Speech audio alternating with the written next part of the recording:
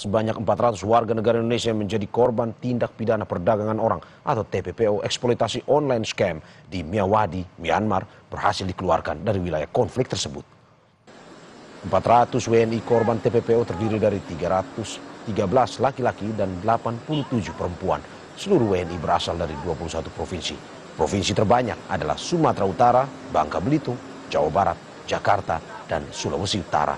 Sebanyak 400 WNI tiba di Bandara Soekarno-Hatta pada hari Selasa kemarin pukul 9.30 waktu Indonesia Barat.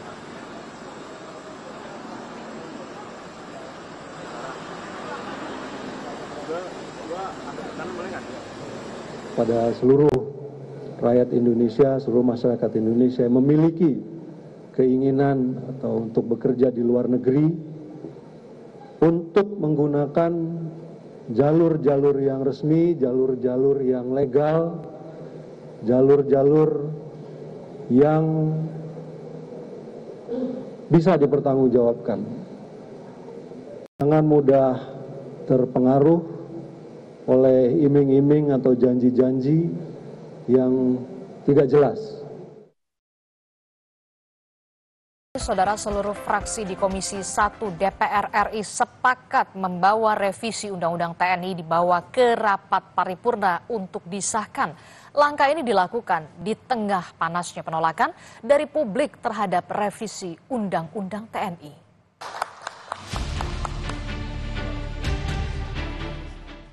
Seluruh fraksi di Komisi 1 DPR RI sepakat membawa rancangan Undang-Undang TNI ke rapat paripurna untuk disahkan. Kesepakatan ini diambil dalam rapat pleno rancangan Undang-Undang TNI antara Komisi 1 DPR RI dan pemerintah. Sekali lagi kami minta persetujuan yang terhormat Bapak Ibu anggota Komisi 1 DPR RI dan pemerintah.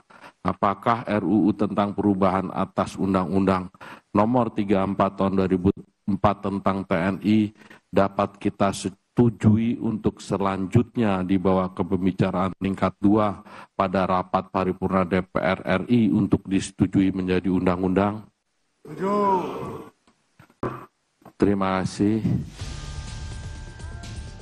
Sebelumnya, Koalisi Masyarakat Sipil untuk Reformasi Sektor Keamanan menemui pimpinan DPR untuk memberikan sejumlah catatan terkait revisi Undang-Undang TNI. Dalam audiensi yang digelar secara tertutup ini, hadir Wakil Ketua DPR RI Sufmi Dasko Ahmad dan Ketua serta anggota Komisi 1 DPR RI. Direktur Amnesty International Indonesia Usman Hamid bilang, salah satu catatan yang disampaikan yakni memastikan tugas dan fungsi TNI tetap berada di bidang pertahanan. Pasal 39 bahwa TNI dilarang berbisnis, dilarang berpolitik praktis.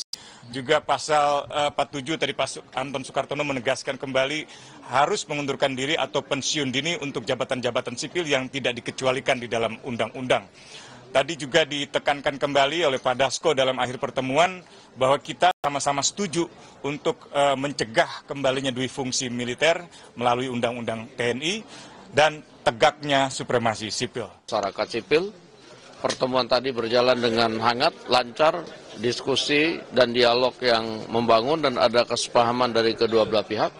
Insya Allah saya pikir ada titik temu. Kami memberikan penjelasan juga sekaligus juga mengakomodir karena dari kemarin sebenarnya ini diskusi-diskusinya juga sudah intens. Demikian.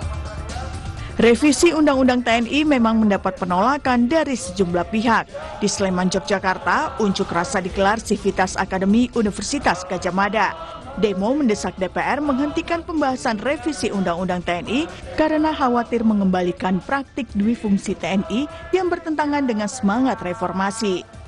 Tolak revisi UU TNI, ya, terus kemudian yang kedua adalah kembalikan fungsi TNI, ya, kembali tidak menjadi sipil, tidak menjadi sipil. Terus kemudian yang ketiga adalah reformasi sendiri di tubuh TNI. Jika ini memang di TNI sendiri merasa bisa mengurus yang lain, itu kita tolak itu, urusi saja TNI sendiri. Ini juga untuk lapangan pekerjaan, ya, risiko bagi generasi-generasi muda karena bisa jadi itu nanti akan diisi oleh orang-orang dari militer. Revisi Undang-Undang Nomor 34 Tahun 2004 tentang TNI akan dibawa ke paripurna DPR RI pada 20 Maret 2025. Ada 3 poin besar dalam revisi undang-undang ini, yakni terkait usia pensiun, penempatan prajurit TNI aktif di jabatan sipil, dan pengerahan kekuatan TNI. Tim Liputan, Kompas TV.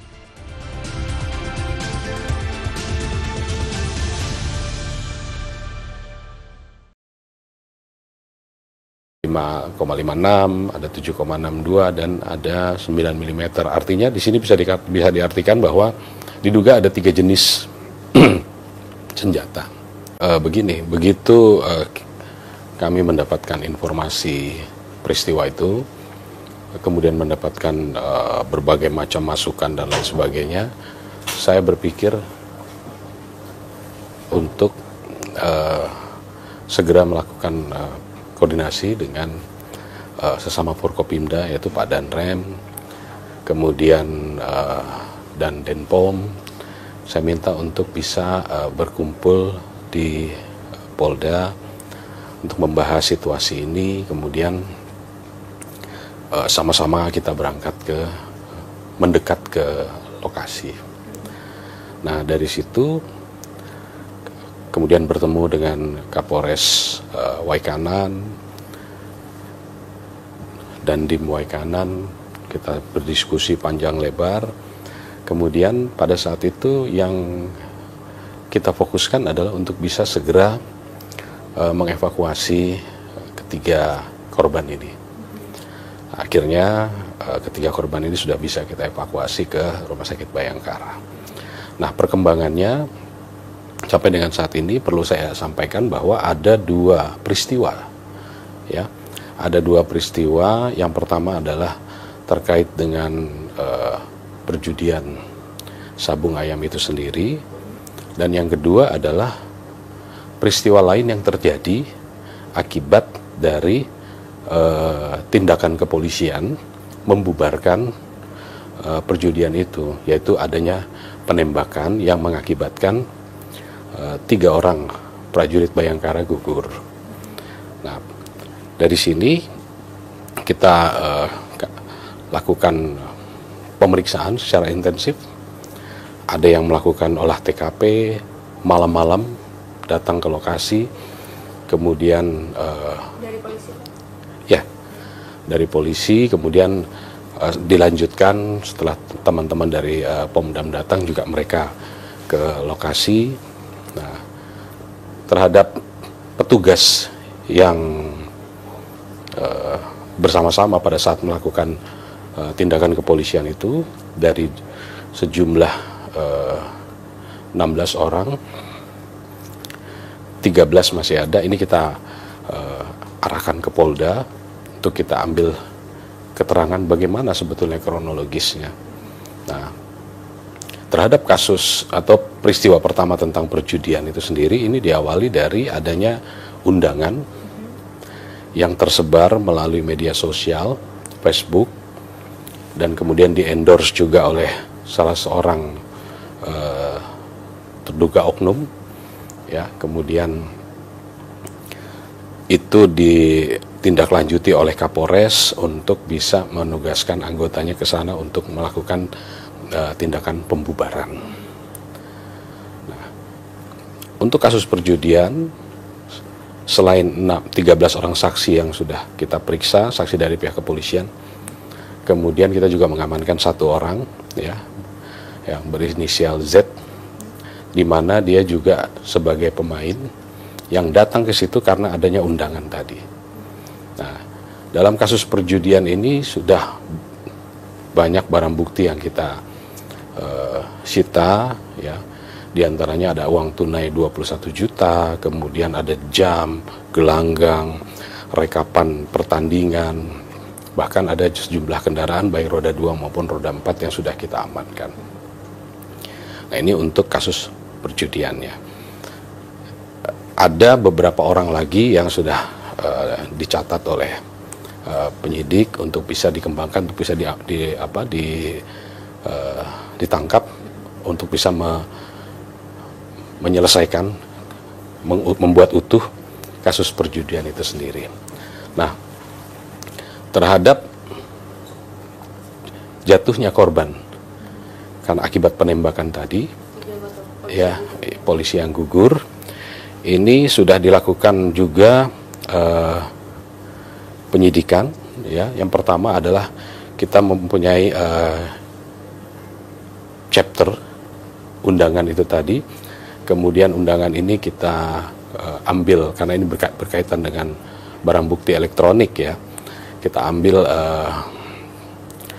posisinya dan lain sebagainya. Nah, ini kita jadikan alat bukti petunjuk.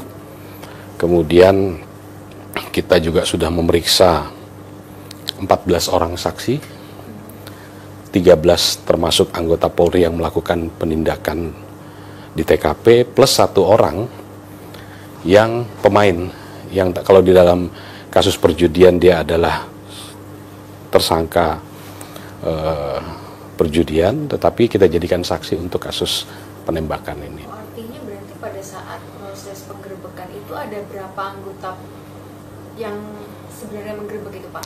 Karena kabarnya ada 17, ada yang 12 gitu. Ada 16 karena 3 gugur, sisa 13. Kemudian pada saat itu berhasil diamankan 1 orang masyarakat sipil yang juga sebagai pemain. Nah, dalam kasus penembakan ini kita periksa sebagai saksi untuk membuat jelas ceritanya. Nah, dari sini kita juga membuat supaya bahwa peristiwa penembakan itu antara siapa dengan siapa dan lain sebagainya, kita dapat informasi tentang yang diduga pelaku penembakan itu adalah seorang oknum yang oleh saksi Z, ya, saksi Z itu dia akui, dia lihat bahwa, dan dia juga kenal, ya, dia bisa hadir karena ada undangan dari yang bersangkutan yang diupload oleh yang bersangkutan. Ini kita ambil keterangan dia. Kemudian juga sesaat sebelum terjadinya peristiwa itu, saksi Z ini juga melihat bahwa yang bersangkutan membawa atau menyimpan senjata genggam laras pendek di celananya dan membawa senjata laras panjang yang dia tidak tahu jenisnya apa. Oke, berarti sebenarnya dari 2 peristiwa yang tadi disebutkan, ini ada 1 tersangka dan 2 terduga pelaku penembakan atau seperti apa, Pak? Begini, 2 peristiwa ini untuk perjudian, ini 1 sudah kita tetapkan tersangka, tetapi tidak menutup kemungkinan yang oknum ini juga menjadi tersangka dalam kasus perjudian, karena dia diduga sebagai penyelenggara, itu. Nah, dalam kasus penembakan, yang oknum ini sebagai tersangka, tetapi yang pemain dalam kasus perjudian tadi kita jadikan saksi karena dia melihat, mendengar dan mengetahui peristiwa tadi, ya. Untuk tersangka ini adalah dari sipil atau dari oknum juga, Pak? Yang tersangka ini Z, ya, Z. Ini adalah sipil, masyarakat, ya, pemain. Dia datang karena mendapatkan undangan untuk bermain sabung ayam dari dia. Oknum itu. Ya, yang disebar melalui media sosial, Facebook maupun WhatsApp, sehingga pada berdatangan. Itu berarti pengakuan dari Z-nya, ya, Pak? Ya. Kalau pengakuan dari 2 oknum yang diduga sebagai pelaku ini, seperti apa, Pak, pengakuan dari mereka? Untuk kedua orang ini saat ini sedang dalam pengamanan dari teman-teman kita di Denpom Bandar Lampung, dan peristiwa ini dalam proses penyidikannya Polda Lampung bekerja bersama-sama melaksanakan joint investigasi, saling melengkapi penyelidikan untuk bisa membuat terang peristiwa yang terjadi. Jadi saat ini mereka sedang dalam pengamanan dari teman-teman dari Pomdam. Artinya sudah diketahui belum sih, Pak, untuk peran dari masing-masing? Ya, sementara karena kan ini joint, ya. join investigasi, kami juga mendapatkan informasi dari teman-teman dari Pomdam bahwa berdasarkan pengakuan dua oknum ini, mereka mengaku bahwa mereka berada di lokasi. Dan kalau kita uji dengan alat bukti yang lain, ini klop ya dengan keterangan si Z pemain dan sekaligus juga saksi yang melihat di TKP yang juga kenal, dia melihat bahwa kedua orang ini ada. Kemudian dari 13 anggota Polri yang melakukan penindakan di sana, ada 4 yang melihat, kenal, bahkan tahu, sehingga pengakuan dengan oknum ini, sehingga pengakuan dari mereka bahwa mereka berada di lokasi itu bisa kita pastikan benar. Nah, dari 4 orang ini juga dijadikan sebagai saksi saksi utama ya Pak? Ya, saksi peristiwa yang bisa dimanfaatkan oleh teman-teman dari POM untuk nanti mungkin untuk didalami dan lain sebagainya. Pak, itu kan tadi sempat dikatakan kalau melihat ada senjata yang dibawa oleh salah satu oknum tersebut ya Pak. Kalau sampai saat ini sudah diketahui belum Pak terkait dengan kepemilikan, lalu ya terkait dengan senjata yang dimiliki oleh si oknum ini Pak? Begini, itu kan berdasarkan pengakuan. Berdasarkan pengakuan dia kepada penyidik POM bahwa dia ada di lokasi, dia melakukan penembakan, dan dia membawa senjata api. Nah, bahkan dia mengakui bahwa senjata api itu adalah senjata api rakitan.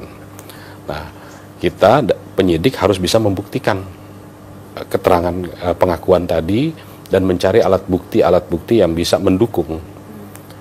Gitu ya. Contoh misalkan melakukan penembakan, dia mengakui bahwa dia melakukan penembakan. Nah, dari keterangan penembakan ini klop juga dengan 4 orang saksi dari petugas yang melihat bahwa dia melakukan penembakan. Nah, kita temukan juga ada selongsong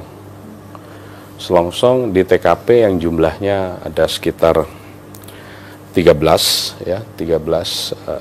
selongsong peluru dengan kaliber yang berbeda-beda. Ada 5,56, ada 7,62 dan ada 9 mm. Artinya di sini bisa diartikan bahwa diduga ada 3 jenis senjata. Tapi ini harus didalami ya. Harus didalami. Kemudian tapi nanti dari selongsong itu akan kelihatan ya Pak, maksudnya ini jenis dari senjata apinya apa, mereknya apa, ilegal atau rakitan atau ya paling tidak petunjuk bahwa diduga terdapat 3 jenis senjata, petunjuk ya, 3 jenis senjata. Apakah itu diletuskan dari jenis senjata tertentu? Ini perlu pendalaman lagi. Kemudian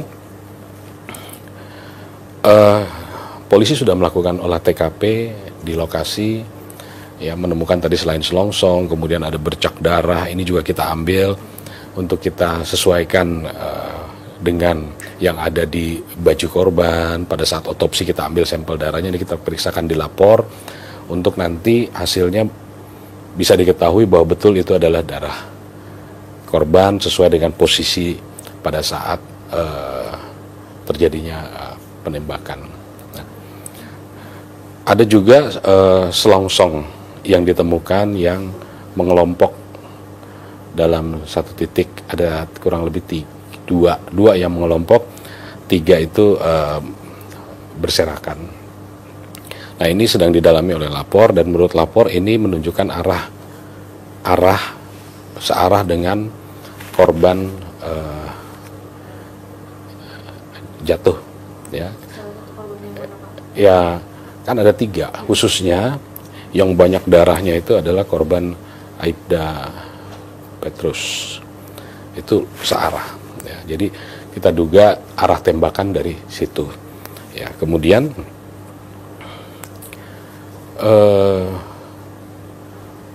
kita kita juga melakukan pemeriksaan dengan dibawa ke Rumah Sakit Bayangkara, kita melakukan otopsi, ya, perlukaan dari ketiga jenazah ini, 2 itu berada di kepala, 1 berada di badan di dada. Kemudian dilakukan otopsi. Untuk yang di kepala itu proyektilnya sudah terpecah-pecah, namun yang di badan di dada itu masih utuh. Dan ini kita akan periksakan ke laboratorium forensik untuk bisa kita ketahui apakah itu ditembakkan dari senjata laras panjang atau laras pendek, pabrikan atau non-pabrikan. Dan terkait dengan hal tersebut juga bisa dilihat terkait dengan jarak dekat atau jauhnya juga nggak Pak, kalau melihat dari luka hasil otopsi? Ya, ini nanti yang akan mendalami keterangannya adalah dari ahli forensik itu sendiri. Namun keempat orang yang kita periksa sebagai saksi itu melihat yang diduga pelaku ini melakukan penembakan dari jarak yang ya dibilang jauh-jauh, dibilang dekat-dekat ya. Ada yang bilang 6 meter, 5 meter, 13 meter. Nah, di antara 4 orang ini juga ada yang kenal betul dengan terduga pelaku ini, sehingga dia bisa memastikan bahwa ini dia melakukan penembakan. Tapi ada keterangan bahwa sebenarnya ini sudah direncanakan gitu nggak sih Pak terkait dengan penembakan ini? Maksudnya penembakan yang menembak polisi? Iya. Kita belum menemukan informasi lebih lanjut tentang itu. Oke. Pak, ini kan menggerebek judi sabung ayam, terus lokasinya juga jauh dan susah untuk ditempuh gitu. Apakah dari polisi pada saat kesana ini mungkin tidak menggunakan baju anti peluru atau apa gitu Pak, atau seperti apa sih Pak, maksudnya sampai bisa terkena tembakan gitu Pak? Kalau biasanya kan mungkin akan ada antisipasi hal-hal tersebut. Begini, jadi sehari sebelumnya memang sudah ada informasi Kapolres menindaklanjuti. Ini adalah salah satu bentuk respon cepat dari pihak kepolisian terhadap setiap laporan yang ada dari yang masuk dari masyarakat. Apalagi ini disampaikan bahwa ada perjudian sabung ayam di wilayah hukum Polsek Negara Batin. Jarak tempuh, waktu tempuh dari Polres itu ke lokasi itu bisa sekitar 3,5 jam. Artinya ini sangat jauh, ya. Sehingga ditugaskan anggota Serse bersama-sama Kapolsek Negara Batin untuk bisa melakukan tindakan pembubaran. Jadi target menurut Kapolres melaporkan kepada saya bahwa tujuannya adalah untuk membubarkan. Nah, apakah menggunakan body vest? Ada yang menggunakan, ada yang tidak. Nah, kalau kita lihat korban almarhum Galip, dia menggunakan tapi kenanya di kepala, ya. Jadi peralatan sudah yang ada digunakan, tetapi memang perkenaannya bukan di badan, di kepala. Nah ini dan itu semua perkenaan luka itu menyebabkan kematian. Gitu. Oke Pak, nah kita lihat sedikit ke soal sabung ayam sendiri Pak. Fenomena sabung ayam di Lampung ini ternyata masih terjadi, dan kalau kita lihat kan tadi Bapak sempat bilang ini tuh nggak hanya warga Lampung, bahkan ada kendaraan-kendaraan plat dari luar Lampung gitu. Adanya kan mungkin ini sudah terdengar, tapi memang segmennya segmented banget gitu. Nah ini sebenarnya gimana sih Pak? Begini, saya tidak berani mengatakan bahwa sabung ayam tidak ada. Artinya mungkin saja ada, dan ini fakta memang ada. Sehingga bagaimana kita melakukan upaya penindakan, dan mereka selalu melakukan di tempat-tempat yang terpencil, dan sepertinya mungkin ada semacam komunitasnya, ya. Nah, untuk peristiwa kemarin itu undangan datang banyak dari luar Lampung, Kenapa kami katakan banyak dari luar Lampung? Ya kita lihat dari kendaraan yang ada, baik roda 2 maupun roda 4, itu selain BE, BG, A, B juga ada, sehingga mungkin ini komunitas mereka kumpul di sana. Dan kadang juga ini berpindah-pindah. Artinya begini, fenomena ini ada, dan ada juga beberapa tempat yang sudah kita lakukan pembubaran, penindakan, tapi memang karena lokasinya yang terpencil, jauh, sehingga mungkin tidak terjangkau oleh patroli-patroli dari kepolisian. Gitu. Sempat mendengar bahwa kepemilikan dari lahan yang dipakai buat arena sabung ayam ini juga milik salah satu aparat, Pak. Sebetulnya begini, itu adalah kawasan register 44, ya, tidak boleh dimiliki. Nah, tapi berdasarkan informasi di sekitar, ya, dia mengelola tempat itu adalah yang diduga sebagai oknum ini. Salah satu pelaku. Ya. Oke, berarti memang tapi masih akan didalami nggak, Pak, terkait dengan si oknum ini memiliki peran apa, lalu bagaimana sehariannya? Ya, ini semua sekarang kita serahkan kepada teman-teman dari POM untuk melakukan pendalaman. Kami pada posisi juga mencari, mengumpulkan informasi maupun alat bukti yang konstruktif untuk bisa kita support. Ya, artinya dua peristiwa ini harus firm, ya, baik itu perjudiannya maupun peristiwa penembakan ini. Untuk kelanjutannya, Pak, gimana? Kelanjutan, saya tetap memerintahkan anggota saya untuk tidak ragu-ragu, ya, tidak boleh ragu menindak segala bentuk kejahatan, dan harus tetap merespon dengan cepat apapun, ya, baik khususnya keluhan-keluhan masyarakat harus bisa kita respon dengan cepat. Jadi peristiwa ini di satu sisi membuat kita prihatin, tetapi kita tidak boleh patah semangat, tetap harus semangat. Ya. Proses hukumnya nanti kelanjutannya seperti apa? Hukum dari dua pelaku, dan katanya nanti kan akan ada, mungkin saja akan ada terduga pelaku bertambah gitu. Ya, semua kemungkinan bisa saja terjadi karena ini kan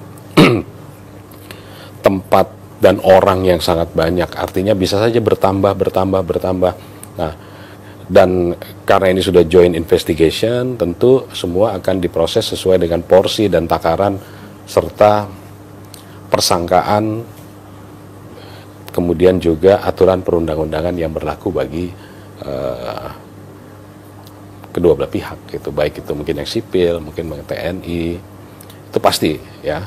Pak Panglima tadi Pangdam maksudnya sudah menyampaikan pada kita, sepakat bahwa ini kita harus usut secara tuntas. Ya. Baik, terima kasih Pak Kapolda. Terima kasih. Saya Priska Clarissa. Saksikan program-program Kompas TV melalui siaran digital, pay TV, dan media streaming lainnya. Kompas TV, independen, terpercaya.